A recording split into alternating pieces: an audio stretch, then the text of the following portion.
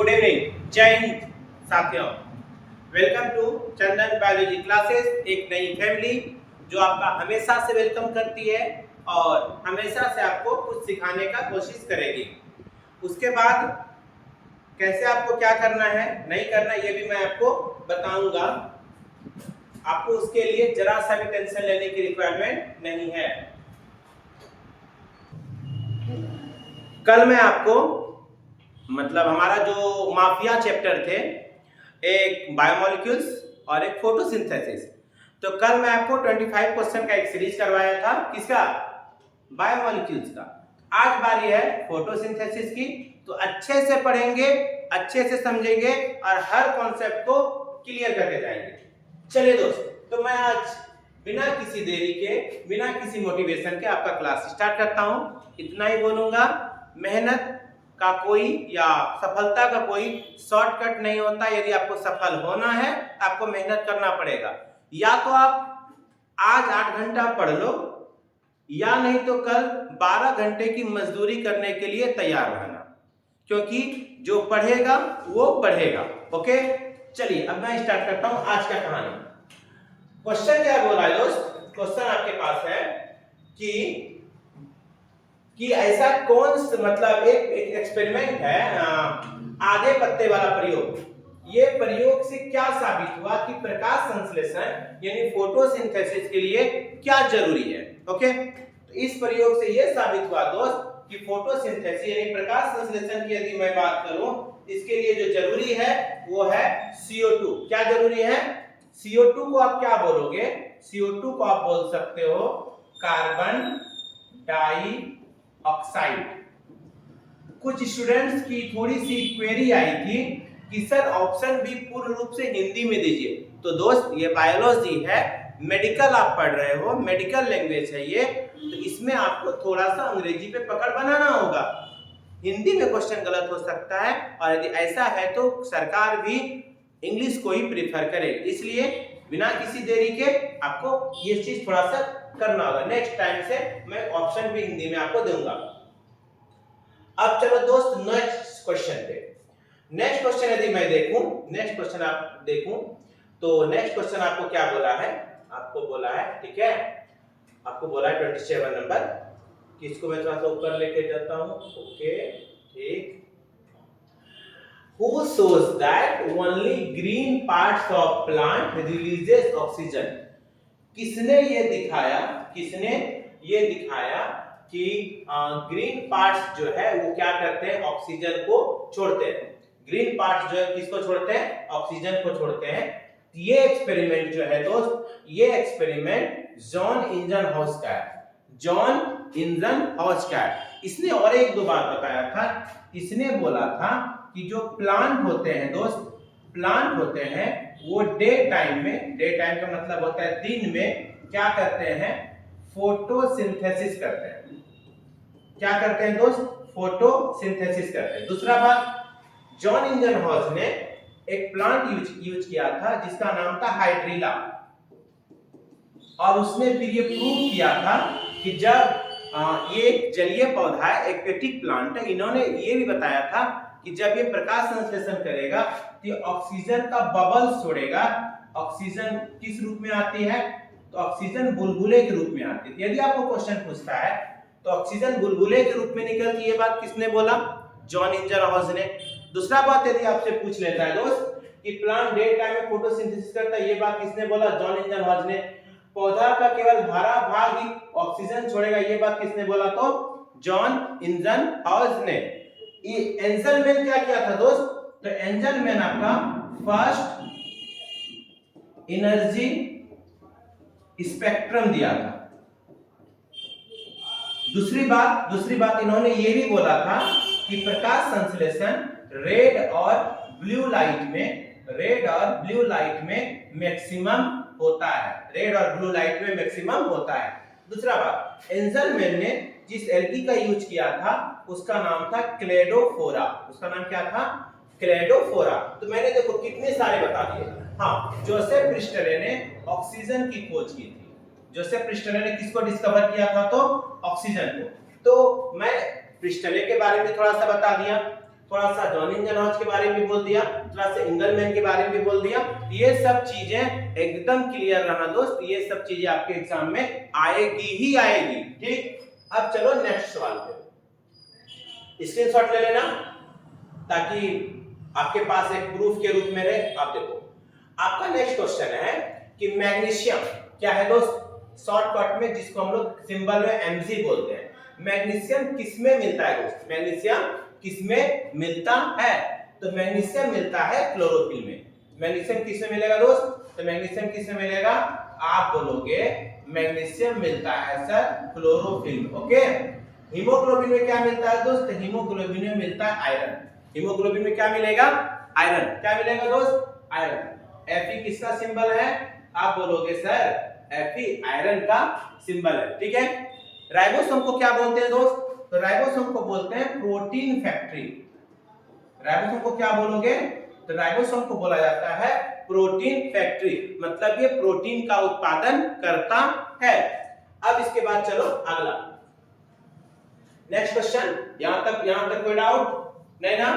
यदि यहां तक कोई डाउट नहीं तो दोस्त मैं अब चलूंगा आगे पे। आगे बोला है कि LHC। अब देखो दोस्त एक चीज है जो आपको जब मैं क्लोरोप्लास्ट पढ़ा रहा था तो मैं बताया था कि यहाँ पर दो सिस्टम लगे होते हैं। यहाँ पर दो सिस्टम लगे होते हैं। ये क्लोरोप्लास्ट की थैलेकोइड की मेम्ब्रेन है। यहाँ पर दो सिस्टम लगे रहते हैं। इन सिस्टम का नाम है फोटो सिस्टम। इनका नाम क्या है दोस्त? इनका नाम है फोटो सिस्टम। इनका नाम क्या है? Photo system. अब ये जो इसको हम लोग बोलते हैं फोटो सिस्टम सेकंड और इसको बोलेंगे फोटो सिस्टम फर्स्ट। ये वेवलेंथ जो जिस पर ये काम करेगा वो होता है 680 और ये होता है 700 नैनोमीटर। ठीक है, तो एक फोटो सिस्टम को यदि आप देखोगे, एक फोटो सिस्टम कितने चीजों से मिलकर बना होता है? तो यदि आप गौर करोगे तो यहाँ पे रहता है आपका फोटो सिस्टम में जो यहाँ पर है ये है आपका रिएक्शन सेंटर। ये क्या है दोस्त? Reaction centre. ठीक है, यहाँ पर कुछ पिगमेंट रहते हैं, यहाँ पर कुछ पिगमेंट रहते हैं। ठीक है, यहाँ पे आपका एक तरफ रहेगा आपका एंजाइम और एक तरफ रहेगा प्राइमरी इलेक्ट्रॉन एक्सेप्टर। तो इसी जो पिगमेंट वाले हैं, पिगमेंट वाले को ही हम लोग बोलते हैं LHC, लाइट हार्वेस्टिंग कॉम्प्लेक्स। क्या बोलते हैं? LHC, light harvesting complex. ये क्या है दोस्त? ये है वर्णक। ये क्या है? वर्णक। LHC क्या रहते हैं? आपको बोलना है वर्णक। तो मैंने कितना सारा काम करवा दिया। फोटो सिस्टम कितने टाइप का? दो टाइप का, photo system first, photo system second. Photo system first किस पे काम करेगा? 700 नैनोमीटर पे। फोटो सिस्टम सेकंड किस पे काम करेगा? 680 पे। किस पे काम करेगा? 680 पे। दूसरा बात LHC किससे? LHC क्या रहेंगे? तो क्या रहेगा? पिगमेंट रहेगा। ओके, अब देखो अब आपके पास जो क्वेश्चन है उसमें पूछा है कि नॉन साइक्लिक। अब देखो दोस्त तो दो फ्लो होता है, एक को हम लोग बोलते हैं साइक्लिक, एक को क्या बोलते हैं? साइक्लिक, और एक को क्या बोलते हैं? Non cyclic.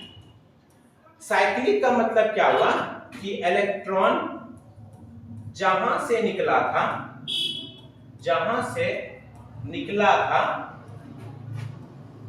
वापस आ गया, मतलब जहां से आप निकले थे वहां पर वापस आ गए। तो इस ऐसे फ्लो को हम लोग बोलते हैं साइक्लिक। नॉन साइक्लिक का मतलब होता है इलेक्ट्रॉन जहां से निकला था वापस नहीं आया। अब यहां पर मैं दो तीन कंसेप्ट क्लियर कर देता हूं। साइक्लिक का मतलब क्या हुआ कि जब लाइट का वेवलेंथ 680 नैनोमीटर से अधिक हो, 680 नैनोमीटर से अधिक हो तो ओनली कौन एक्टिव होगा? PS1। ओनली कौन एक्टिव होगा? PS1। जब लाइट का मतलब वेवलेंथ 680 नैनोमीटर से कम हो, बिलो हो 680 नैनोमीटर से, तब आपका जो एक्टिव होगा वो होगा PS2 भी होगा और PS1 भी होगा। आपको दोस्त क्या पूछा? आप खुद देख लो। आपको क्या पूछा? आपको पूछा कि नॉन साइक्लिक है ना दोस्त, तो 1 भी होगा और 2 भी होगा। आप किसके पास जाओगे? आप वाजिब सी बात है सी के पास जाओगे। किसके पास जाओगे? ये मैंने कंसेप्ट बता दिया कि कब साइक्लिक होगा और कब नॉन साइक्लिक होगा। कब साइक्लिक होगा और कब नॉन साइक्लिक होगा। बात क्लियर हो गया। अब चलो नेक्स्ट पे, एकदम देखो एकदम लॉलीपॉप क्वेश्चन दिया हल्का सा। क्या बोला देखो, फोटोलिसिस। फोटोलिसिस का मतलब होता है दोस्त, फोटोलिसिस को क्या पढ़ोगे, इसको पढ़ोगे फोटोलिसिस। फोटो का मतलब होता है सनलाइट और लिसिस का मतलब होता है टूटना।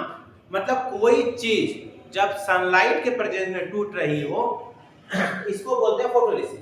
तो photolysis of water, photolysis of water मतलब पानी जो टूटता है, पानी जो टूटता है ये कहां पे टूटता है। आपको पता है ना कि वाटर टूट के हमको क्या मिलता है, हाइड्रोजन मिलता है और क्या मिलता है, ऑक्सीजन मिलता है।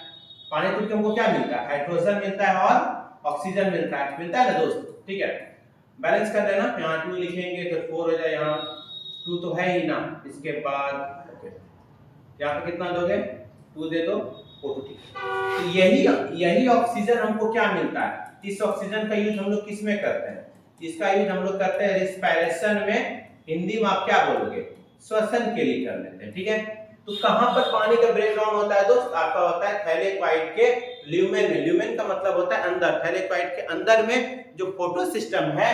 और देखना फोटोलिसिस ऑफ वाटर में कौन सा फोटो सिस्टम इन्वॉल्व रहेगा, आपको बोलना है फोटो सिस्टम सेकंड। कौन सा इन्वॉल्व रहेगा, फोटो सिस्टम सेकंड। ओके, अब आगे देखो, अब आगे देखो, स्क्रीनशॉट ले लेना। अब मैं आगे यदि चलता हूं आपको 32 वाला क्वेश्चन पे, एकदम देखो फिर क्वेश्चन में घुमा के दे दिया कि फोटो अचक्रीय, क्या बोला, अचक्रीय। अचक्रीय की यदि आप बात करते हो तो कैसे होता है, ध्यान देना दोस्त। अभी मैंने बताया ये मान लीजिए ल्यूमेन है, यहाँ पर आपका एक फोटो सिस्टम है, यहाँ पर आपका दूसरा फोटो सिस्टम है। यहाँ पर फोटो सिस्टम सेकंड है, यहाँ पर फोटो सिस्टम फर्स्ट है। यदि कोई चीज यहाँ से एमिट होती है, यहाँ से एमिट होती है, जो भी इलेक्ट्रॉन यहाँ पर इसको रिसीव करता है थियोफाइटिन, इसका फिर ये यहाँ पे आता है। ठीक है, फिर यहाँ पे, फिर यहाँ पे, फिर आता है फोटो सिस्टम 1 में।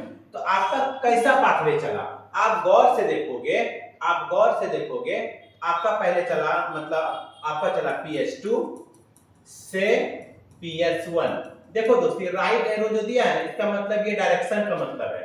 तो PS2 से PS1, तो इसको हम लोग क्या बोलेंगे, नॉन साइक्लिक। ये इसमें आपका कौन सा हो जाएगा, नॉन साइक्लिक हो गया। ठीक है, अब आप आगे देखो,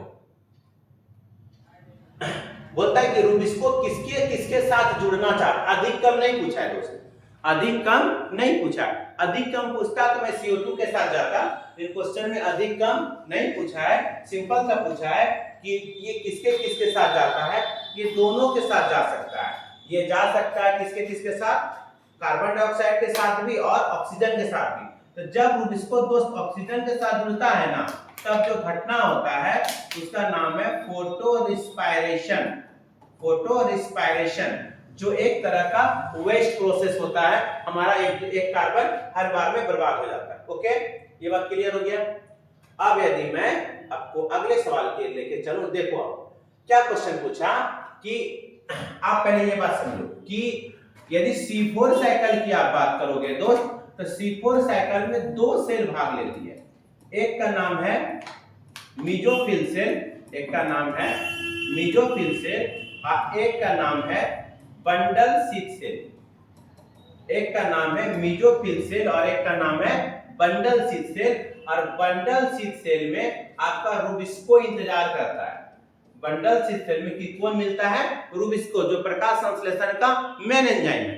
तो आपको क्वेश्चन में क्या पूछा है कि C3 प्लांट में, सॉरी C4 प्लांट में, कौन प्लांट में, C4 प्लांट में, कि C4 प्लांट में केल्विन साइकिल क्या होता है। हमको पता है आपको ये क्वेश्चन समझ में नहीं आया।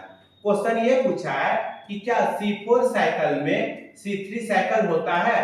आपको बोलना है हाँ, C4 साइकिल में C3 साइकिल भी होता है, और C3 साइकिल का ही नाम है केल्विन साइकिल। ये कहां पर होता है, ये होता है बंडल शीथ सेल में, ताकि वहां पर ऑक्सीजन नहीं जा सके। बंडल शीथ सेल की दीवारें बहुत क्या होती है, मोटी होती है। तो कहां पर होगा दोस्त, बंडल शीथ सेल में। ओके, चलिए अब आगे यदि मैं आपको यहां बताऊं क्या पूछा है कि द फर्स्ट 3 कार्बन स्टेबल है। देखो C3 साइकिल का पहला अस्थायी उत्पाद क्या है? तो C3 साइकिल में बोला दोस्त, इसका है PGA फॉस्फोग्लिसरिक, एकदम फुल फॉर्म याद कर लेना, फॉस्फोग्लिसरिक एसिड। क्या है? Phosphoglyceric acid. देखना दोस्त, COAA क्या है? ये C4 साइकिल का अस्थायी उत्पाद है। देखो वो C3 पूछा था, मैं आपको C4 भी बता दिया, ठीक है। RUBP क्या है दोस्त? तो RUBP 5 कार्बन का शुगर है, 5 कार्बन का ये क्या है? शुगर है। और C3 साइकिल का प्राइमरी CO2 एक्सेप्टर है। CO2 का प्राइमरी क्या है? CO2 ग्राही है, जिसको आप एक्सेप्टर भी बोल सकते हो, ठीक है। तो एक साथ हाँ, पेप क्या है दोस्त? तो पेप का फुल फॉर्म होता है फॉस्फो इनॉल पाइरुवेट। ये क्या है दोस्त? ये C4 साइकिल का प्राथमिक ग्राही है। तो मैं एक साथ बहुत सारे चीजों को बता दिया। यहां मैंने 4 MCQ करवा दिया। पहला, C4 साइकिल का first stable product OAA। C3 cycle का पूछा था, फिर मारिए लगाइए दोगे। RUBP क्या है? 5 कार्बन का शुगर है, और साथ ही साथ C3 साइकिल का प्राइमरी CO2 ग्राही भी है। पेप क्या है? फॉस्फोइनॉल पाइरुवेट, C4 साइकिल का यह प्राथमिक ग्राही होता है। यहां तक कोई डाउट है तो बोलो। मेरे हिसाब से नहीं होगा, और होगा भी दोस्त अरेंज करके भी याद कर लो, एग्जाम में चोरी नहीं होता है। बढ़िया से पढ़ो, अच्छा नंबर आएगा, नहीं तो नीचे स्टॉप करेगा। यदि नहीं पढ़ा ना तो नीचे से टॉप करोगे, और पढ़ोगे तो ऊपर से टॉप करोगे। आप देख लो किधर से टॉप करना है। और जो बच्चा नहीं पढ़ेगा उसके लिए एग्जाम में सब कुछ एकदम काला अक्षर होगा, कुछ उसको दिखेगा ही नहीं, क्या सही और क्या गलत है। चल यहां तक क्लियर। अब आ जाओ यहाँ पे, जो मैंने बोला वही अगला में पूछा। क्या पूछा? Primary CO2 acceptor in C4 plant. Primary CO2 acceptor in C4 plant. अभी मैंने बोला क्या है? ये पेप है, एक स्लाइड पहले बताया हूं। क्या है ये? पेप है। चलो हाँ, फोटो रिस्पायरेशन को हम लोग क्या बोलते हैं? तो फोटो रिस्पायरेशन में 2 कार्बन का यौगिक बनता है, जिसको क्या बोलेंगे? C2 cycle. क्या बोलेंगे इसको? फोटो रिस्पायरेशन को क्या बोलोगे तुम? बोलोगे C2 साइकिल। क्लियर है? ओके, चलो आगे देखता हूं। बंडल शीथ सेल कोशिकाओं में क्या होता है? बंडल शीथ सेल कोशिकाओं में क्या होता है? तो आपको पता होना चाहिए, लार्ज नंबर में क्लोरोप्लास्ट होगा। कि जब तक क्लोरोप्लास्ट नहीं होगा तब तक प्रकाश संश्लेषण होने वाला नहीं है दोस्त। तो क्या चाहिए? हाँ, रूबिस्को तो है जी, रूबिस्को है वहां पर, रूबिस्को नहीं रहेगा तो काम ही नहीं होगा बिना रूबिस्को का। अगला क्वेश्चन एकदम मस्त पूछा है, ध्यान से देखो। क्या बोला है कि कितना एटीपी चाहिए एक CO2 को फिक्स करने के लिए? कितना एटीपी चाहिए एक CO2 को फिक्स करने के लिए? साइकिल का नाम दिया है ये C3। कितना दिया? मैं आपको अच्छे से बहुत कुछ बता देता हूं, ध्यान दो। यदि एक CO2 को फिक्स करना है, यानी स्थिर करना है, तो आपको पता होना चाहिए दोस्त कि आपको 3 को ATP लगेगा और 2 को NADPH लगेगा, ठीक है। 6 CO2 को फिक्स करना है, 6 CO2 को यदि फिक्स करना है तो आपको गुना करो ना, 6 या 18 18 ATP, और 6 को 2 से मल्टीप्लाई करोगे तो 12 NADPH चाहिए, ठीक है। और आपको मैं क्लास में पढ़ाया हूं कि एक NADPH बराबर होता है 3 ATP, ठीक है। यदि मैं टोटल ATP में ही काउंट कर लूं, टोटल इन ATP में कुल कितना खर्च हुआ, यहां क्या 18 और 12 को 3 से मल्टीप्लाई करो, कितना हो गया 36। तो एक ग्लूकोज के मॉलिक्यूल को बनाने के लिए 6 CO2 को फिक्स करना पड़ता है, और टोटल एनर्जी कितनी लगती है? तो 54 ATP। आपको इतना डिटेल नहीं पूछा है, सीधा पूछा एक को, तो कितना मारोगे? 3 को। कितना लगता है? 3 को। हाँ, एक ग्लूकोज मॉलिक्यूल के लिए पूछ लेता कि कुल कितनी ATP लगती है टोटल, तो आप 18 बोल देते, या टोटल एनर्जी पूछता तो आप 54 बोल देते। ओके, चलो आपको क्या पूछा है, वो देखो साइक्लिक, वही जहां से था वहीं पे आ गया, ओनली PS1 एक्टिव रहेगा। तो साइक्लिक में ओनली PS1 एक्टिव रहेगा, इसका जो प्रोडक्ट होगा इसमें क्या होगा, ओनली आपका क्या बनेगा, ATP बनेगा। ये कब बनेगा दोस्त, जब PS2 और PS1 दोनों काम करेगा, और इसको बोलेंगे नॉन साइक्लिक और चक्रीय, हिंदी वाला बच्चा, और चक्रीय बोलेंगे। ओके चलो ठीक है, अब देखो आगे स्क्रीनशॉट लेते जाओ बिना किसी देरी के। हाँ अब यहां ध्यान दो, हाँ हल्का क्वेश्चन है जी, डार्क रिएक्शन कहां होता है, वो बच्चा बता देगा। डार्क रिएक्शन होता है स्ट्रोमा में, डार्क रिएक्शन स्ट्रोमा में। ग्रेना में कौन रिएक्शन होता है, तो ग्रेना में होता है लाइट रिएक्शन। ग्रेना में क्या होता है, लाइट रिएक्शन। थैलेपॉइड मेम्ब्रेन में क्या होता है, पानी का ब्रेकडाउन, फोटोलिसिस ऑफ वाटर। पानी कहां टूटेगा, थैलेपॉइड के मेम्ब्रेन पे। ओके क्लियर बताते चला गया मैं। अब देखो 41 के बाद 42 ध्यान से,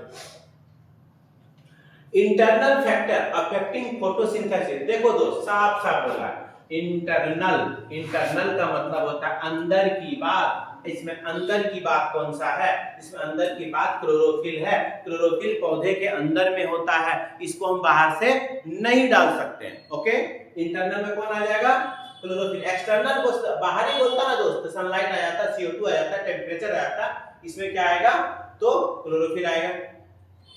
आगे देखो पेप्केस, देखो पेप्केस किसका हार्मोन है, पेप्केस किसका हार्मोन है, ध्यान से देखो तो पेप्केस मेसोफिल सेल में मिलता है और वो C4 साइकिल का हार्मोन है। किसका हार्मोन है, C4 साइकिल का हार्मोन है। ओके क्लियर, आगे अब 44 आ जाओ। वाटर स्ट्रेस कॉज, मतलब जब जल की कमी हो जाती है, जब जल की कमी हो जाती है तो क्या करेगा पौधा, अपना रंध्र को बंद कर लेगा ताकि पानी की क्षति क्या हो जाए, रुक जाए, अन्यथा पौधा मर जाएगा, होगा ना जी। तो जब जल की कमी हो जाएगी तो स्टोमाटा क्या हो जाएगा, स्टोमाटा आपका क्लोज हो जाएगा। ओके चलिए अब मैं नेक्स्ट सवाल को देखता हूं। हाँ ये बताया मैंने, अच्छे बताया। देखो पूछेगा दोस्त कि प्लांट बनाता क्या है, प्लांट बनाता क्या है, क्या फॉर्म करता है वो, तो आप बोल देना कि सर ये ग्लूकोज बनाता है। प्लांट संग्रहण किसका करता है, संग्रहण बोले तो स्टोर, तो आप बोलना कि सर ये स्टोर करता है स्टार्च के फॉर्म में। यदि पूछेगा कि प्लांट ट्रांसपोर्ट क्या करता है, ट्रांसपोर्ट का मतलब होता है स्थानांतरण, तो आप बोलना सर प्लांट स्थानांतरण करता है सुक्रोज के फॉर्म में। तीनों शुगर का ये फॉर्म है, अलग अलग। देख लो क्या पूछा है, बाहर भेजी जाती है, मतलब वो बात कर रहा है स्थानांतरण, किसका बात कर रहा है, स्थानांतरण का। लिख लेना 47 बोलता है क्या, एक ग्लूकोज के लिए केल्विन चक्र की कितनी आवश्यकता है। एकदम वही लॉलीपॉप वाला क्वेश्चन फिर से घुमा दिया। तो दोस्त एक केल्विन चक्र में एक CO2 फिक्स होता है, ग्लूकोज में कितना CO2, 6 CO2, C6H12O6, तो 6 बार साइकिल चलाना, कितना बार चलेगा, 6 बार। ओके आगे अब बोलता है क्लोरोफिल, क्लोरोफिल ए का अवशोषण स्पेक्ट्रम कितने रंगों में दिखता है, कितने रंगों में दिखता है, मैंने बताया था ब्लू और रेड, ब्लू और रेड का है ये कहानी। 48 देखो, हाँ कीमियोसिंथेटिक कीमियोऑस्मेटिक हाइपोथेसिस जो है ये किसके निर्माण की बात को दिखाता है, किसके निर्माण की बात को दिखाता है दोस्त, ये दिखाता है कि प्रकाश संश्लेषण में यानी फोटोसिंथेसिस में एटीपी का फॉर्मेशन कैसे होता है, कैसे होता है। ओके अब आगे देखो, अगला क्वेश्चन पूछा है कि C4 प्लांट में CO2 का सबसे पहले किस कोशिका में होता है, सबसे पहले किस कोशिका में होता है। सबसे पहले कहानी कहां होती है, शुरू होती है मेसोफिल सेल में। मेसोफिल सेल से कहानी कहां जाता है, बंडल शीथ में। पहले कहानी कहां पर, मेसोफिल सेल, उसके बाद जाता है बंडल शीथ सेल। आज का लास्ट क्वेश्चन देखो, पूछा है chlorophyll a is called, chlorophyll a को हम लोग क्या बोलते हैं, क्लोरोफिल ए को हम लोग क्या बोलते हैं। देखो दोस्त दिख रहा होगा, क्लोरोफिल ए को हम लोग क्या बोलते हैं, ध्यान दो दोस्त। क्लोरोफिल ए जो है ना, क्लोरोफिल ए जो है ये यूनिवर्सल क्लोरोफिल है, यूनिवर्सल क्लोरोफिल है। मतलब दुनिया का कोई भी पौधा है ना उसमें क्लोरोफिल ए मिलेगा दोस्त। इसको हम लोग बोलते हैं सार्वत्रिक क्लोरोफिल। ऐसे क्लोरोफिल को हिंदी में पर्णहरित भी कहते हैं। उतना हिंदी पढ़ के कहां जाओगे, पढ़ रहे हो मेडिकल पढ़ोगे हिंदी में, नहीं ना। तो कौन सा है ये प्राइमरी है, इस सब में मिलेगा। ठीक है, ये पार्ट 2 था, 25 क्वेश्चन बस बोलने का होता है, लेकिन मैं 40 से अधिक क्वेश्चन करवा दिया हूं। अच्छे से देखो दोस्त, एग्जाम दो, फिर हम लोग सेकेंड ईयर एक नए सिरे से शुरू करेंगे। जो बच्चे गोड्डा में हो, बायोलॉजी रटना पड़ता है, इतना आपको समझ में आ गया तो एक बार सेकेंड ईयर जब स्टार्ट होगा तो प्लीज क्लास में आओ, ऑफलाइन क्लास करके देखो। इतना जरूर कहूंगा कि याद करने की नौबत नहीं आएगी, इतने अच्छे से मैं आपको बायोलॉजी को सिखा दूंगा। बस अच्छे से रहिए, खुश रहिए, पढ़िए। सोशल मीडिया को थोड़ा सा कम टाइम दीजिए, क्योंकि आप अपने गार्जियन की, आप अपने माता पिता के लिए एक बहुत बड़े डायमंड है। आप कितना चमकते हैं ये डिपेंड करेगा आप कितना अपने आप को तराशते हैं। इसी के साथ फिर मिलते हैं नेक्स्ट वीडियो में, तब तक गुड नाइट, जय हिंद।